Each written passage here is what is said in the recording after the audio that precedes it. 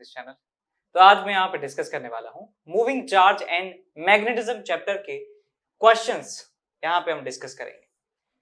तो चलिए स्टार्ट करते हैं। सबसे पहला सवाल हमारे पास है, the variation of magnetic field with distance d from the centre of current carrying solenoid is best represented by.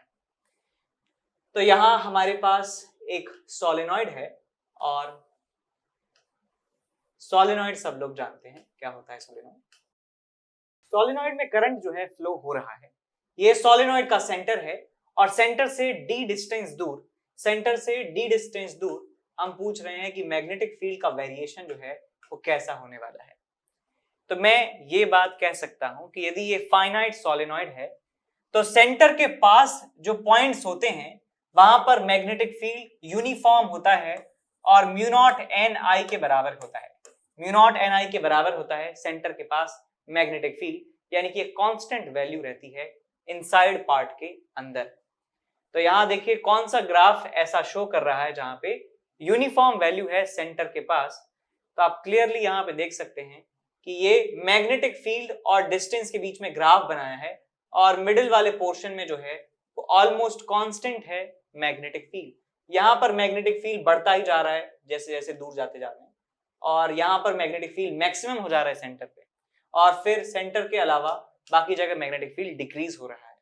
यहाँ पर भी मैग्नेटिक फील्ड डिक्रीज हो रहा है सेंटर से जैसे जैसे दूर जा रहे हैं। तो ये बात आपको समझने की जरूरत है कि सेंटर से चाहे इधर चलें चाहे इधर चलें, मैग्नेटिक फील्ड जो है वो कांस्टेंट रहने वाला है। म्यू नॉट एन आई के बराबर मैग्नेटिक फील्ड होगा, वो ऑलमोस्ट कांस्टेंट होगा। तो सबसे अप्रोप्रिएट जो ग्राफ है वो हमारे पास है D option. Hello my dear students, I am Neeraj Kumar Chaudhary और फिजिक्स टीचर। बच्चों एक बहुत इंपॉर्टेंट इंफॉर्मेशन देनी है। अनअकैडमी पे T20 टेस्ट सीरीज स्टार्ट हो रही है 7th ऑफ अक्टूबर से, जो कि 7th ऑफ अक्टूबर से लेके 29th ऑफ अक्टूबर तक चलेगी। डेली टेस्ट होगा 6:30 से लेके 7 PM तक, ठीक है ना।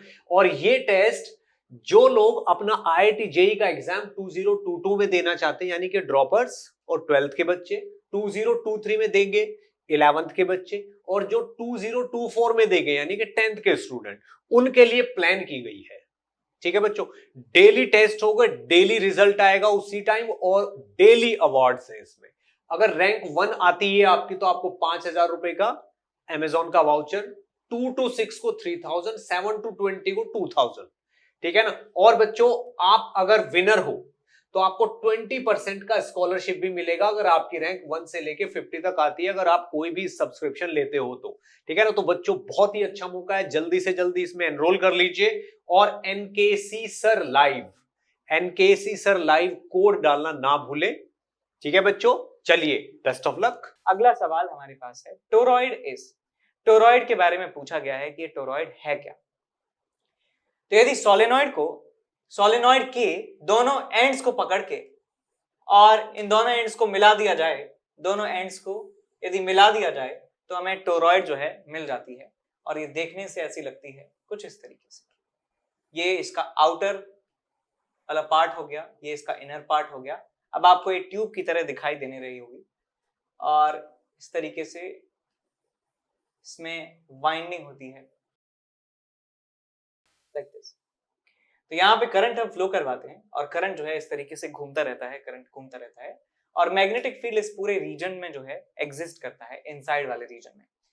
सो टोरॉइड को कहा जा सकता है कि it's a ring shape close solenoid, rectangular shape, ring shape open solenoid, square shape solenoid. तो it's not a square definitely, this is not a rectangle, this is ring shaped और ये क्लोज्ड होती है, ये बंद रहती है, ठीक है।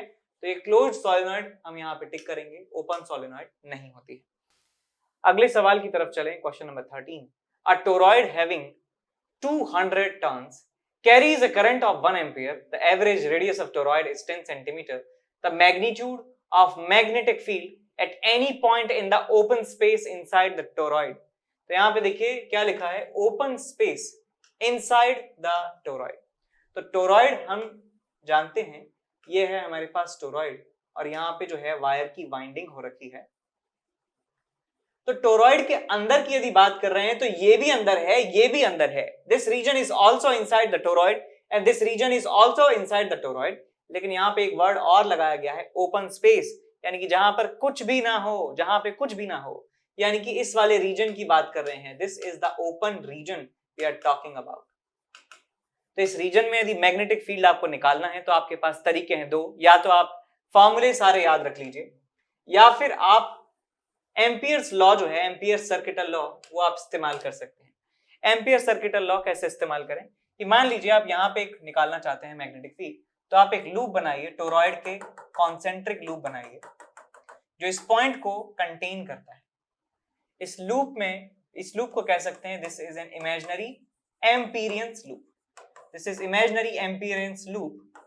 और इस लूप के ऊपर एम्पियर्स लॉ में इस्तेमाल करूंगा that close integral of b dot dl, close integral of b dot dl is equals to mu not into I।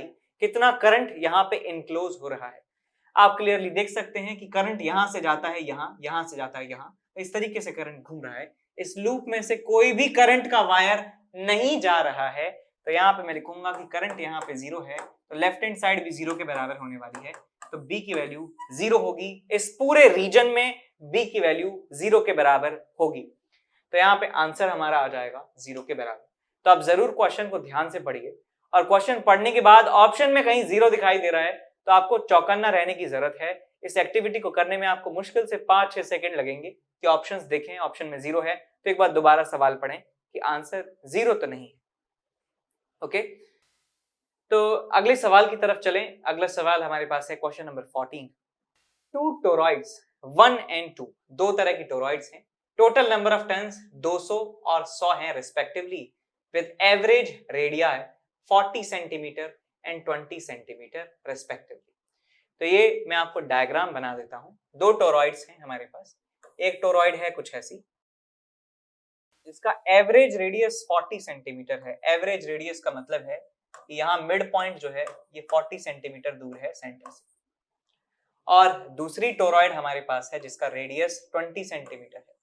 Radius is 20 centimetre like this, mean radius 20 centimetre. Number of turns की बात करें उसमें 200 turns हैं, इसमें 100 number of turns हैं। इस तरीके से इसमें 200 नंबर ऑफ टर्न्स हैं और इसमें 100 नंबर ऑफ टर्न्स हैं लाइक दिस। इस तरीके से यहाँ पे टर्न दिए हुए हैं। सवाल आपसे कह रहा है कि बताइए if they carry the same current I, the ratio of magnetic field along the two loops. तो इस मैग्नेटिक फील्ड आपको बताना है इन लूप्स के अलोंग, यानी कि किसी भी इस पॉइंट पर मैग्नेटिक फील्ड बताना है कितना होगा रेशियो। यहाँ पे B1 मान लेता हूँ, यहाँ पे B2 मान लेता हूँ मैग्नेटिक फील्ड। हम टोरॉइड के अंदर मैग्नेटिक फील्ड का फॉर्मूला जानते हैं। देखिए ये बेसिकली क्या है, एक सोलेनॉइड ही तो है। सोलेनॉइड को ऐसे मिला दिया तो टोरॉइड बन गई। सोलेनॉइड के अंदर फॉर्मूला होता है mu not n into I, ये होता है सोलेनॉइड के अंदर। तो यहाँ भी कोई अंतर थोड़ी आएगा, लेकिन वहां पे number of turns per unit length इस्तेमाल करते थे, तो यहाँ पे total number of turns capital N divide by length कितना हो गया इसका एवरेज लेंथ कितना हो गया इस पूरे टोरॉइड का, मैं कह सकता हूँ 2 पाई r मीन रेडियस जो है इसका जो है लेंथ हो गया इस सोलेनॉइड का, इस टोरॉइड का। तो यहाँ पे 2n अपॉन 2 पाई r यहाँ पे लिख सकते हैं और ये mu naught I as it is रहेगा। This is the value of magnetic field.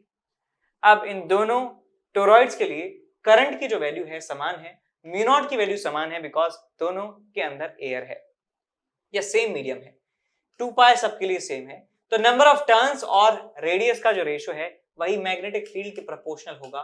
तो B1 by B2 मैं यहाँ पे लिख सकता हूँ that N1 by R1 by N2 by R2। तो N1 हमारे पास है 200, रेडियस हमारे पास है 40 डिवाइडेड बाय 100 डिवाइडेड बाय 20। तो यहां से आप कर सकते हैं इसे 200 divided by 40 into 20 divided by 100। 100 से चला गया 2 बार, 0 0 2 2 4 और 4 आपको मिल जाता है 1, यानी 1:1 हमारे पास आंसर मिलने वाला है। मैग्नेटिक फील्ड सेम रहने वाला है टोरॉइड के अंदर। ओके, अगला सवाल है हमारे पास क्वेश्चन नंबर 15। क्वेश्चन नंबर 15 कहता है the current in the windings of a toroid is 2 ampere. Current है 2 एम्पियर।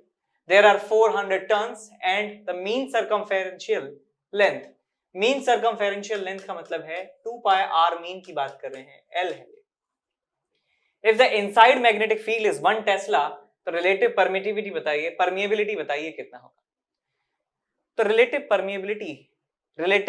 परमिटिविटी ये शब्द तब इस्तेमाल किए जाते हैं जब मीडियम उस सिस्टम के अंदर वैक्यूम ना होकर कुछ और होता है, वैक्यूम ना होकर कुछ और मीडियम होता है, तब हम ये शब्द इस्तेमाल करते हैं। तो जितने भी फॉर्मूले हमने मैग्नेटिक फील्ड के पढ़े हैं, रिंग के लिए, चाहे डिस्क के लिए, वायर के लिए और लूप्स के लिए, उन सारे फॉर्मूले में म्यू नॉट अपॉन 4 पाई आता था।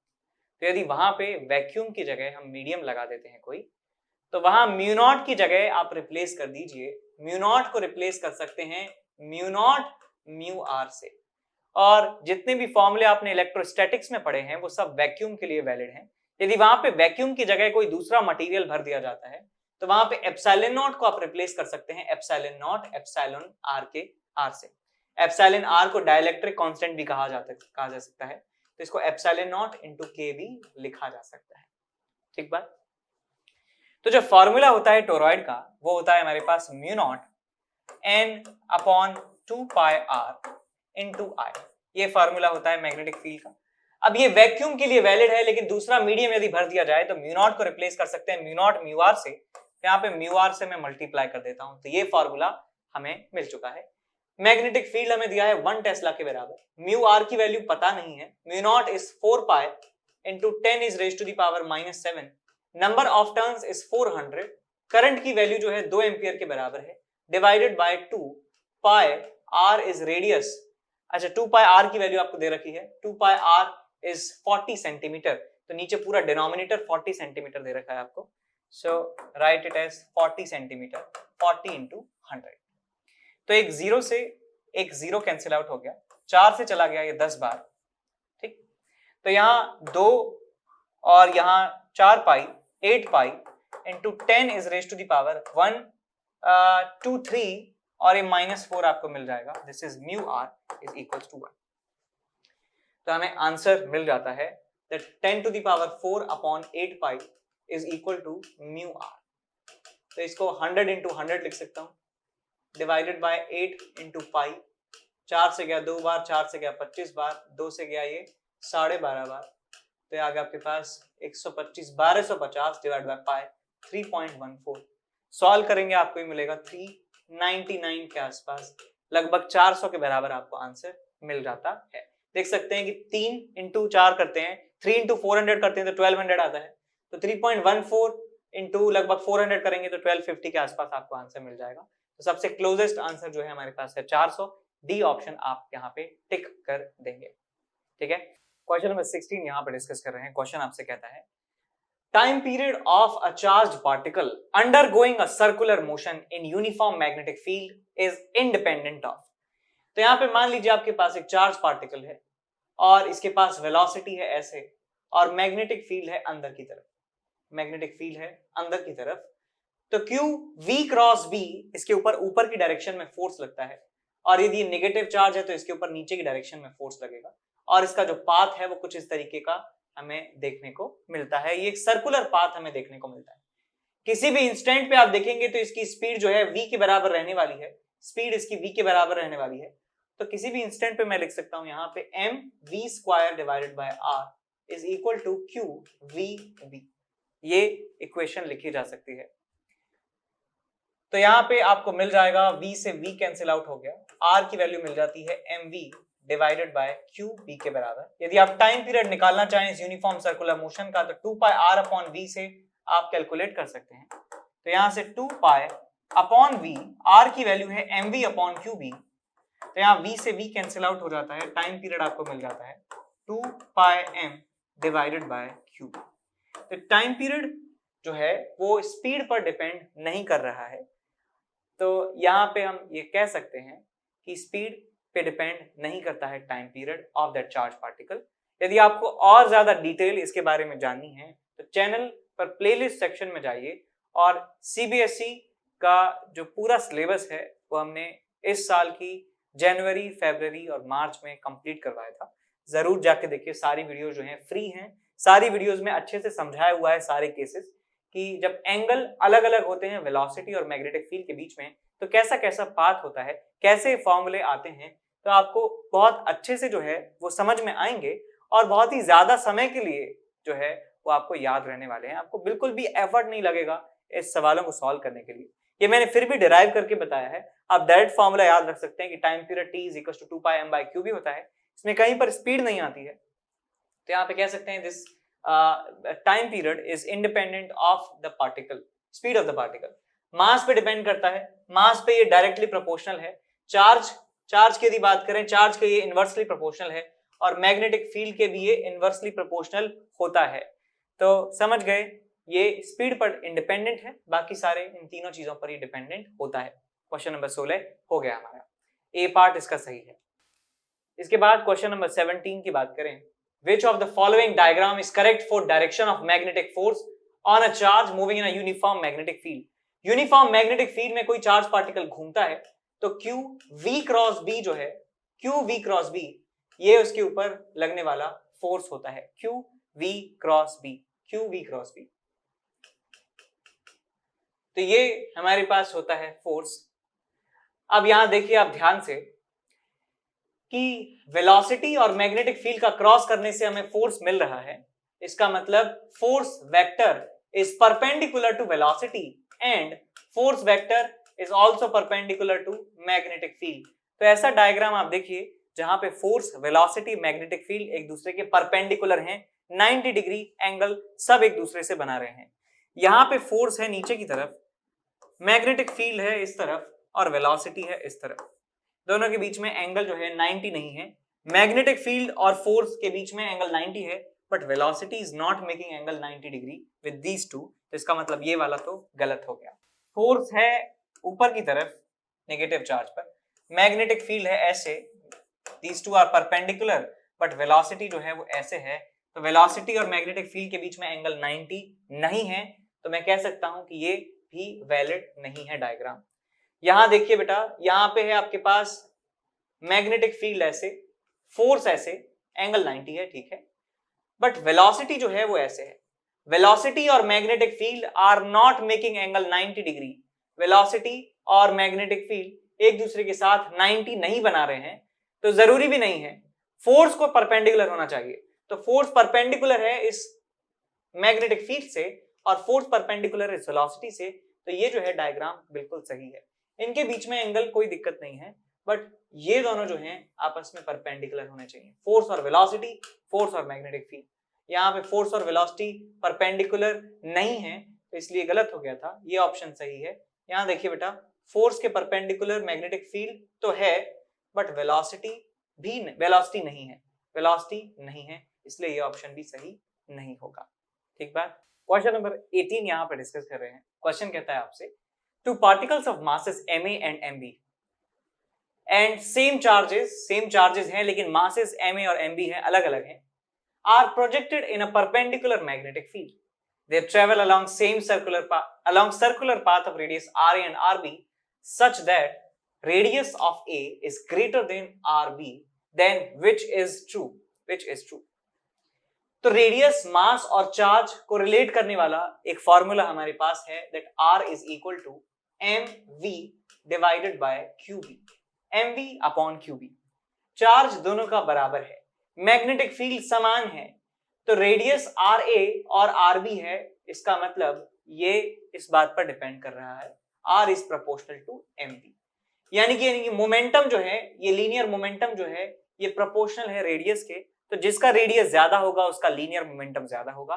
तो यहाँ पे क्लियरली कह सकता हूं कि रेडियस A का ज्यादा है, तो linear momentum of A is greater than linear momentum of B, या कह सकता हूं इसे ma into va, mass into velocity is linear momentum. Class 9th में पढ़ा होगा आपने और क्लास 11th में भी पढ़ा होगा। और ये मोमेंटम है A का, ये मोमेंटम है B का, A का मोमेंटम ज्यादा है B से, तो A ऑप्शन सही है। B ऑप्शन आपसे कहता है ma is greater than mb and va greater than vb, तो ये भी सही है। यहां से भी हमें वही रिजल्ट मिल रहा है, लेकिन ये हमेशा जरूरी नहीं है सही हो, ये हमेशा जरूरी नहीं है सही हो। बिकॉज एक एग्जांपल ले लीजिए आप कि 10 kg मास है और वेलोसिटी है हमारे पास 1 मीटर पर सेकेंड, और दूसरे पार्टिकल के पास मास है 2 kg के बराबर और वेलोसिटी है उसका 5 मीटर पर सेकेंड। तो इसका मास तो ज्यादा है इससे, लेकिन इसका वेलोसिटी कम है इससे, तो ये मास और वेलोसिटी दोनों अलग अलग ज्यादा होंगी, ये जरूरी नहीं है, ये हमेशा ट्रू नहीं है, तो इसलिए ये ऑप्शन हम टिक नहीं करेंगे। यहाँ पे देखिए लिखा है कि मास ए बराबर, हमेशा ट्रू नहीं है, ये एक बार के लिए ट्रू हो सकता है लेकिन ये हमेशा ट्रू नहीं है। बराबर मास है लेकिन इसका वेलोसिटी ज्यादा है, तो ma into va would be greater than mv into vb। तो ये ठीक है, पार्शियली ठीक है, लेकिन सबसे बेस्ट ऑप्शन जो है हमारे पास ऑप्शन नंबर ए है। यदि मल्टीपल चॉइस क्वेश्चन होता कि एक से ज्यादा सही है तो हम ये भी टिक कर सकते थे और ये भी टिक कर सकते थे यदि पार्शियल करेक्ट की बात कर रहे हैं तो। ओके, ये तो बिल्कुल ही गलत है, तो उल्टा कह रहा है आपसे। तो हमारा सिंगल चॉइस ऑप्शन है क्योंकि, तो हम ए ऑप्शन टिक करेंगे बिकॉज ये सारे जो बेल्स एंड विसल्स हैं उनको ये टिक कर रहा है, लेकिन ये पार्शियली करेक्ट है। एक स्पेशल केस जो है उनमें ये सही हो जाएंगे, लेकिन ये हमेशा ट्रू नहीं है।